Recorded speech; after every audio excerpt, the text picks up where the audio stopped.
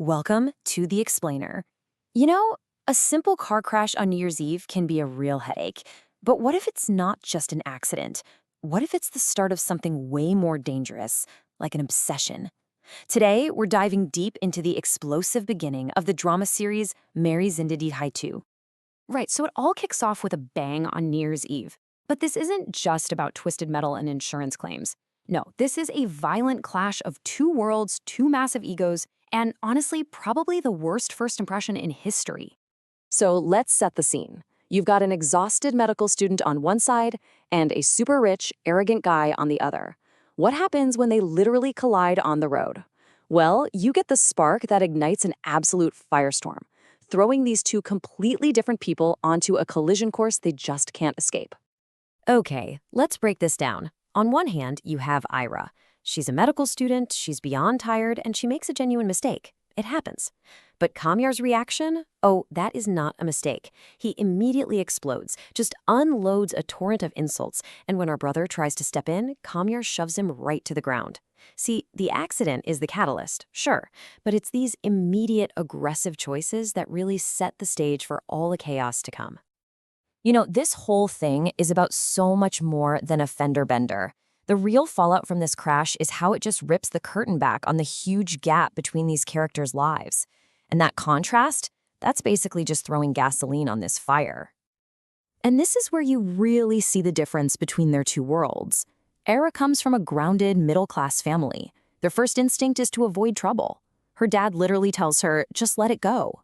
But then you look at Kamyar's world, it's this cold mansion where his parents are always at war with each other. His dad thinks he's a lost cause, and his mom just enables his every single whim.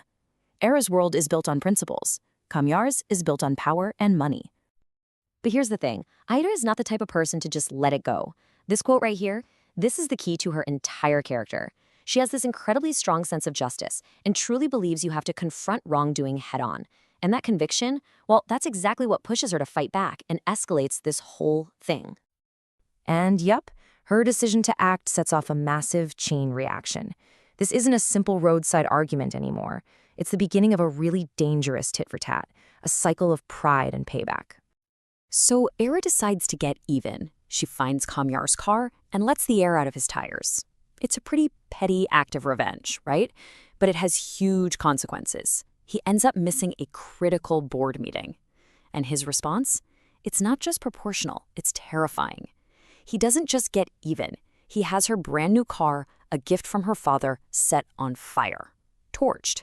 This is a massive escalation that shows he's playing by a completely different and much more dangerous set of rules. All right, so after the burned car, the conflict hits a breaking point. And it's right here that a single impulsive act changes everything, twisting this feud from simple revenge into something much darker. This all goes down at a hospital, of all places. Ayra's father is actually there, being treated for a heart condition. I mean, the stakes could not be higher. Consumed by anger and fear for her family, Ayra finds Kamyar and just slaps him. Hard. Across the face. And for Kamyar, believe me, this slap is not about the physical sting. It's a direct missile to his ego. He later tells his grandmother he's angry, he's confused. He actually says his ability to think and feel has gone numb. It's like this one act of defiance from a woman has just completely broken his brain. So, how does a man with a shattered ego and unlimited cash respond? Not with anger, not with another act of revenge. He makes a chillingly calculated move. He walks into a car dealership, drops 4 million rupees in cash for an identical car, and has it delivered right to her doorstep. And this, right here, is the critical shift. Buying her that car, that's not an apology, and it's not about getting even. It's a power play. It's about owning the situation and, by extension, owning her. The feud is over, the obsession has begun. So Ayra, of course, wants nothing to do with this car. She literally leaves the keys with a janitor. But for Kamyar, her rejection isn't the end of the story. For him, it's an invitation. It just makes his fixation even stronger, and his next move is to invade her world, right at her own university. His entire vibe has changed. The shouting and anger are gone, replaced by this unnerving, relentless pursuit. He says he wants a new start and tells her things like, "My heart is stuck on you," all while completely ignoring the obvious terror on her face. He just will not leave her alone. And this is the question the show really forces us and you to ask. In his own mind, Kamyar thinks he's making some grand romantic gesture. He's the powerful man pursuing the one girl who finally stood up to him. But from Ayra's perspective, it's a terrifying intrusion into her life and her personal space. And we end on this final, chilling line from Kamyar to Ayra. With this one single sentence, he completely reframes their entire conflict. It's not a battle of wits anymore. It's not a cycle of revenge. It's a dangerous obsession. And he has made it perfectly clear that he will not take no for an answer, which leaves us all wondering, just how far is he willing to go? This high-stakes conflict. It does. It really does. We're talking calculated revenge, millions of rupees, and what looks like an all-consuming obsession. Yeah, and it's an incredible study in escalation. What's so fascinating is just how quickly it all spirals. Right. It goes from a physical fight to this deep psychological warfare. We're not just tracing plot points here. We're really synthesizing how these character flaws get exposed under pressure. What flaws are we talking about? Well, arrogance, entitlement, and on the other side, this really fierce family loyalty. Exactly. So the initial collision, it wasn't just a bump in the road. It was like the chaotic starting gun. It revealed the true nature of everyone involved. We are charting the course from a violent roadside confrontation to a young man desperately trying to buy affection with a brand new 4 million rupee car. And it all started with something so simple: fatigue. Yeah. The brother, Nadir, he's driving home late, he's tired, and he admits he fell asleep at the wheel, just lost control. Simple mistake. That one error set off a chain reaction that, nobody could have predicted. And the response from the other driver, Kamyar, was, it wasn't standard protocol. Not at all. Forget exchanging insurance details. He went straight to violence, hitting Nadir bahud zor se, which, translates to hitting him extremely hard. And Nadir ends up unconscious, taken to the CCU for observation. It speaks volumes about Kamyar's character. Oh, so? That his first instinct is immediate excessive physical force.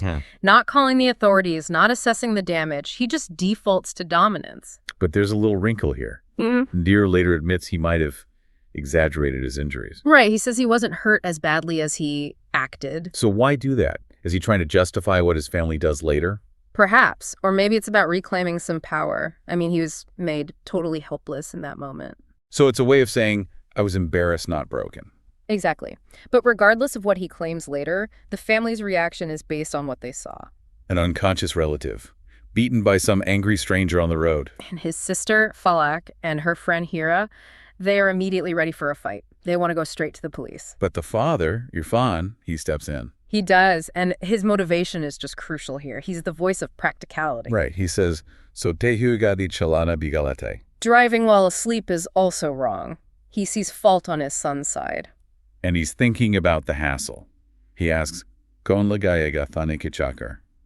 Who's going to deal with the police station? He's choosing stability over, righteous anger, which is a massive turning point. He's willing to swallow the injustice to avoid the legal trouble, but then the universe just throws a huge wrench in the works. This is where the whole narrative just pivots dramatically. Yeah. Almost right after deciding not to go to the police, Irfan himself is hospitalized. A heart issue. He needs the CCU, a strict diet, no sugar, no oil, no salt. It's a complete game changer. It totally validates his earlier caution. It's like a reminder that there are bigger problems in the world than some guy with road rage. Precisely.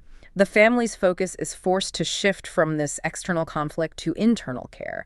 They have to drop the quest for justice, at least for a moment. But that temporary shift, it doesn't sit well with Hira. No. Despite the father's illness, despite his specific wishes, she is determined to act. And her choice of revenge it's fascinating. It's not physical, it's not legal. No, it's targeted property humiliation. She tracks down Kamyar's car, which is this limited edition, super expensive model, and has Nadir's friend deflate the tires. They call it hawa nakalna, just letting the air out. It's kind of poetic justice, isn't it? How so? Kamyar used brute force. Hira uses this subtle, precise financial annoyance. It's designed to hit him right where it hurts. His image, his property. Exactly, but she doesn't stop there. No, she confronts him. And it's not just about the accident. She gives him this full-blown social critique. And this is maybe the most significant moment, analytically. She goes right at his entitlement. Accusing him of being self-centered. Right. And she makes this high-level point that people shouldn't own such ridiculous cars in a country where, as she says, 40% of children are malnourished. So she's weaponizing his wealth against him. It's not just a car. It's a moral failing. And this is where Kamyar just breaks. He's normally so arrogant, so dismissive, but this social shaming, it seems to get through his shield. Why this critique, though? The police wouldn't have scared him. Because it shifts the goalposts. When he assaulted Nadir, he was reacting to a threat to his control. Okay. When Hira attacks him, she insects his identity, his morality.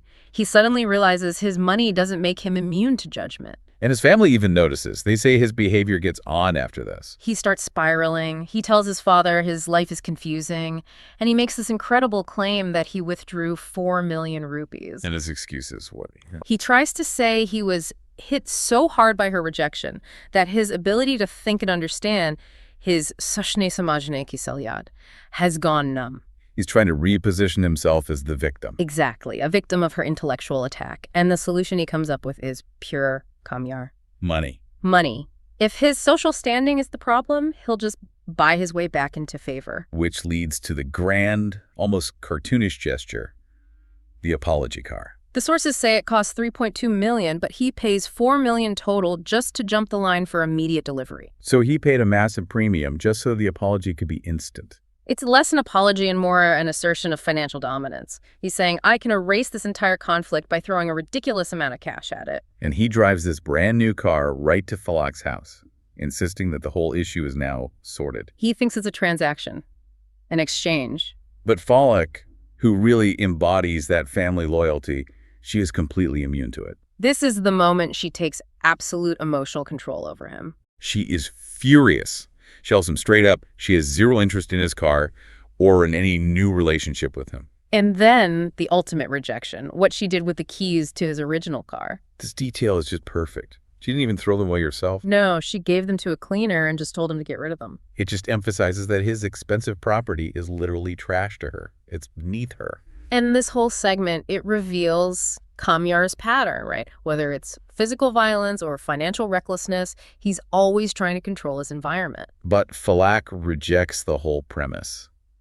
And that rejection causes his desperation to morph into something much darker. Obsession. That's what it becomes. The rejection from Falak just pushes him completely off the deep end. He goes from trying to buy her forgiveness to, well, to stalking her. Actively pursuing her without her consent. He follows her to the university. And he doesn't even try to hide how he did it. He just admits he tracked her using a tripod on her car. The arrogance is gone, replaced by this pathetic pleading. He says he's ready to apologize while standing on one leg. But the underlying drive is still there. It's still about control. It's a very manipulative kind of desperation. He's using this theatrical self-pity to try and shame her into accepting him. And that's when the real danger is revealed. He tells her his heart is now stuck on her. He says, Dil tum para tak gaya hai, and then the line that changes everything. Naka option nahi. No is not an option. For either of them. The ultimate entitlement. After everything, the violence, the vandalism, the grand gestures, he believes that because he has decided he's stuck on her, she automatically loses her right to refuse. And Falak again just delivers the perfect retort. Crystal clear, she says, Naka hai option hai. No is the only option. And it's this constant resistance that seems to fuel his obsession. He's not used to it. Not at all. And this recklessness starts spilling into his professional life, which, just highlights the dysfunction in his own family. His father is furious. He complains that Kamyar missed a critical board of directors meeting. He calls his son's actions barbati, just destruction, a total waste. It shows this isn't a new thing. This impulsive, destructive behavior is an ongoing flaw. And his parents seem totally unable to control him. Meanwhile, back with Falak's family, the father, Irfan, is out of the hospital. And he gets his own subtle but very powerful final word on the whole conflict. He buys a brand new car for his daughters. He does, but the significant detail is his explanation. He says he gave the money as sadka. An offering for charity or protection. And that contrast is so sharp. Kamyar buys a car as a manipulative apology, a show of wealth. Irfan buys a car as a quiet, selfless act of protection. to put distance between his daughters and the chaos. And the chaos in Kamyar's circle is just as bad. His mother notes his odd behavior. His friend Faria, who seems to be his girlfriend, confirms it. Yeah, Faria is clearly being pushed aside by this obsession. She complains he's become indifferent, cold, says he seems to have no heart. It shows his pursuit of Falak is totally self-serving. He doesn't care about the emotional damage he's causing to people who actually care about him. And Nadir, still recovering. He sort of sums it all up with a bit of dark humor. Right. He playfully suggests maybe Kamyar is doing drugs, using that massive 4 million rupee withdrawal as evidence. It's a joke, but it underscores the deep lack of trust between Kamyar and his own parents. They have no idea what's really going on with him. So when you boil it all down, we started with a simple act of road rage. And that one spark ignited conflicts on every level: physical, moral, social, psychological. We saw Kamyar try to use physical dominance, then financial dominance. And finally, emotional dominance through stalking. The behavior is always the same, just the method changes. But the key takeaway here is the resilience of Falak and Hira. Absolutely. They are completely immune to his expensive charm. They refuse to accept that money or obsession can dictate their response. They faced it all and rejected it all. It's a really compelling study in escalating costs.